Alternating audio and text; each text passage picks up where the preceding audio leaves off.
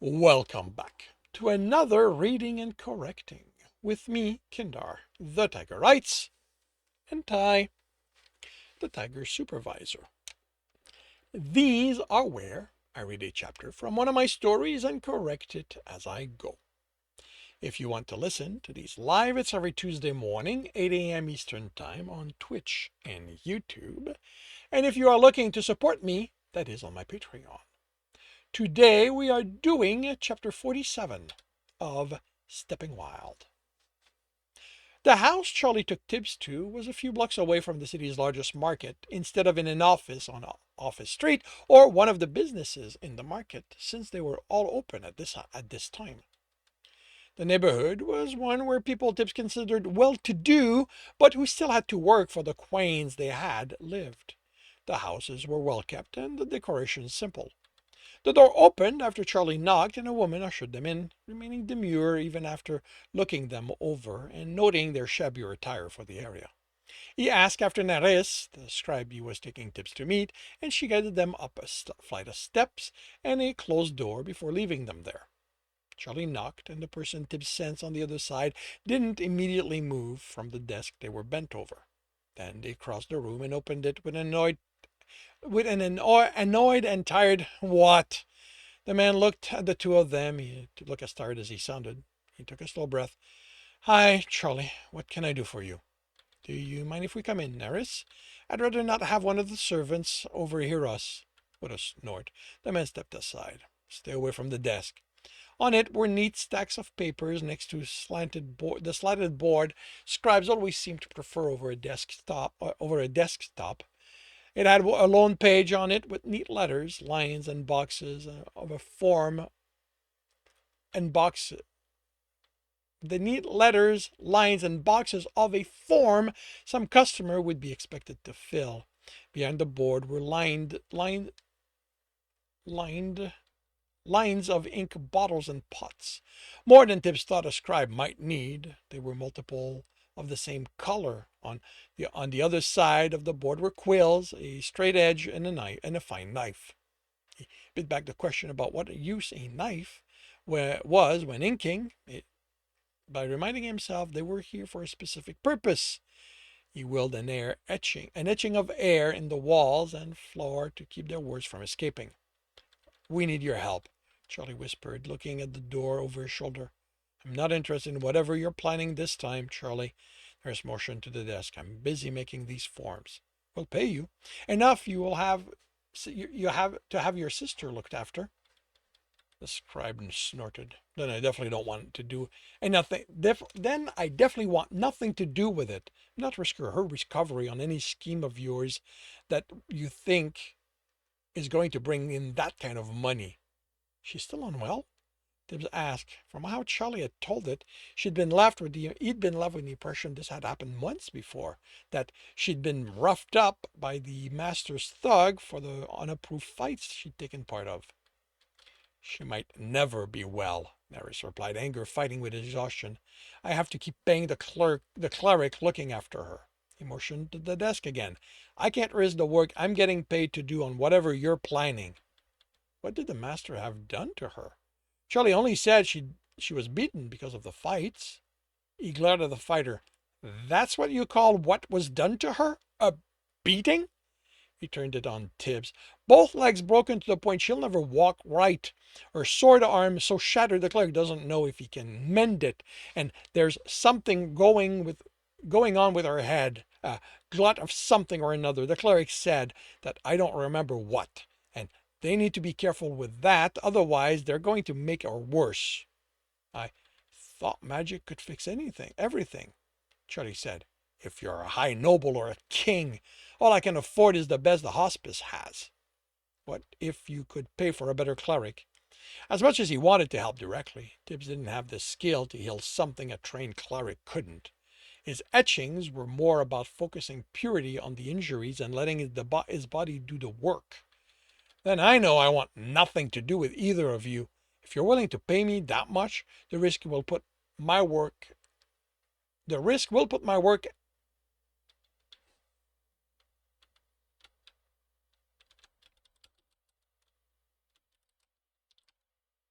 It's going to put my work at risk. It won't. Naris, I swear, Charlie said. It's just a bit of work for a big score. I said no, Charlie. Something that big always comes with big risks. They wouldn't be yours, the fighter insisted. Naris snorted. Until the guards catch you and give me up, and you give me up. I'd never do that. You know me. Him, then. Naris pointed at Tibs. I don't know him. And don't tell me the guards aren't going to be looking. It's been doubled recently. What if the master is the one caught and punished for what we do? Tibs had been thinking over an angle that would convince the scribe. As soon as Tibs had told him who had arranged for the sister to be beaten, he'd said all it would take would be to make the master look bad, but it didn't look like that would be enough. And it would help a lot of other people that to have the guards remove the master. Mary stared at him. What? What we are planning is big. Someone will have to pay for it. I don't plan on it being any one of us. And the master has caused me problem. I'm sure we can use the increased guards to our advantage so that he's the one blamed after it's all over.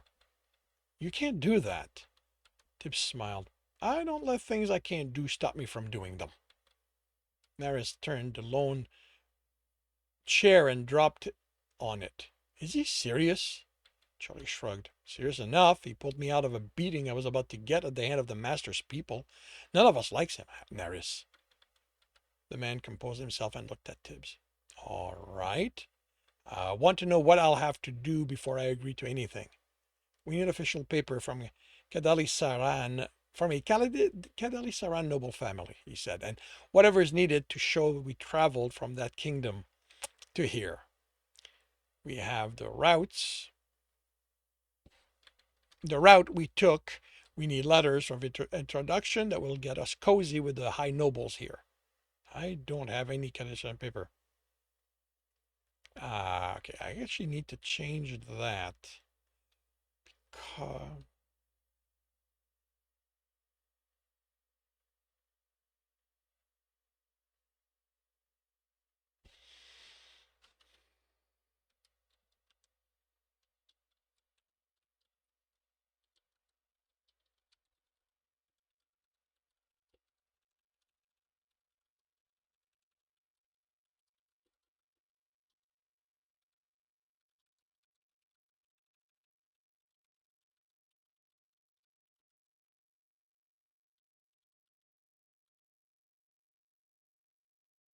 Actually,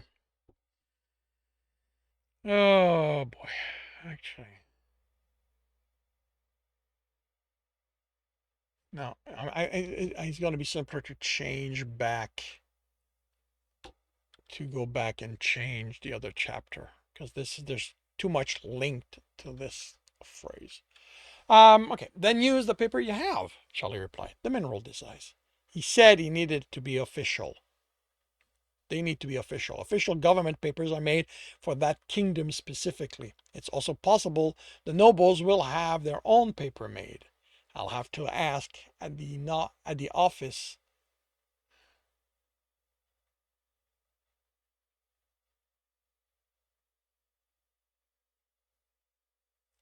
I have to ask about the office about that. I didn't know that, the fighter said, and Naris shrugged. Can you get in trouble asking?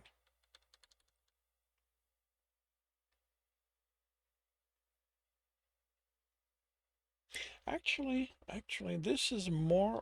You know what?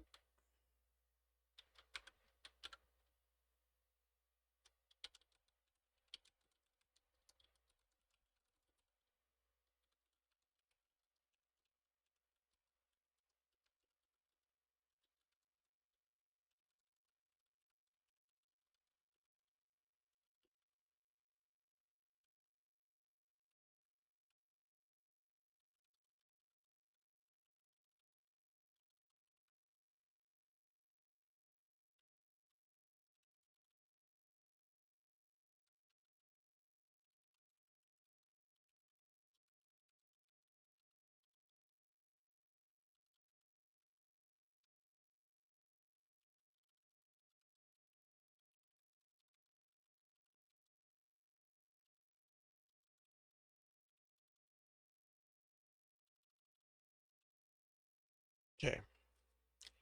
We can get you that, Tibs said, and the man rolled his eyes. I can't use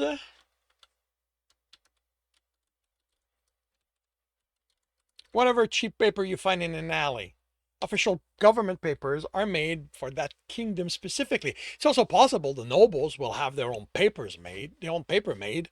I'll have to ask the office about that. I didn't know that, the fighter said. Yeah, that I can keep. And Neris shrugged. Can you get in trouble asking? Tibs asked. Shake of the head. I'm always handed papers from other kingdoms as part of my work. If it's about their ink, I can tell you who uses what, and with a few tests, the check that the one on the paper is the correct one. I don't deal with the paper directly, but I can, that can affect the ink's behavior, so asking about them isn't out of the ordinary. Does your office have the right paper? No, we don't make other kingdoms document. Well, the forger's papers get sent to you when they get caught? Charlie asked. Only if the guards need to know something about the work or who did the work. I know most of the forger's marks, and Celis can identify who in the city made the paper. Once we're done with them, they go where the guards keep the evidence for crimes. I'd rather not steal from the guards, Tibbs said at Charlie's look. It's easier to have them not notice us that way. Can you find out who makes the right paper without making them suspicious? Depends on how many kingdom I ask about. She'll get suspicious if too many. How closely will the paper be studied when we hand the travel papers to the clerk here? I don't know. I make forms, not go over the rules. If I'm guessing, I'd say that unless there's something else wrong with the papers, or you came through some place we aren't on good terms with, they won't have a reason to look at the paper closely. Then, once you tell me who has the paper, I'll get extras. I can't tell you who has them, just who. He started. I haven't agreed to anything. He raised an eyebrow. Are you saying you don't want to help make the master pay for what he had done to your sister? Nerys looked at Charlie, who just shrugged. All I can get you is who makes the paper. You'll have to hope they identify the bundles. I'll take everything. Won't that attract the master's attention? Every forger pretty much works for him. You don't, Charlie said, and earned himself a glare. I'm not a forger. This is a one-time thing to make the master pay. The master won't know. Tibs said, paper is easy to accidentally damage, especially since most paper were almost all wood essence, and if some weren't, there was always fire. Fire was hungry for paper. If you get me the right papers, I can make the ink for the travel papers. For the letter of introduction, it's on you to get me examples so I can match how they're written. We don't see those at the office. I'll get you that, as well as any information specific to the kingdoms we need extra travel papers for. Okay, then about my pay. I thought you were doing this to make the master pay, Charlie said, and was glared at again. How much do you need to get a cleric who can heal your sister? Tibbs asked. Nerys stared at him. I don't know. I've never bothered asking because I knew I'd never be able to afford it. Ask, and that'll be how much you get paid. Is he serious?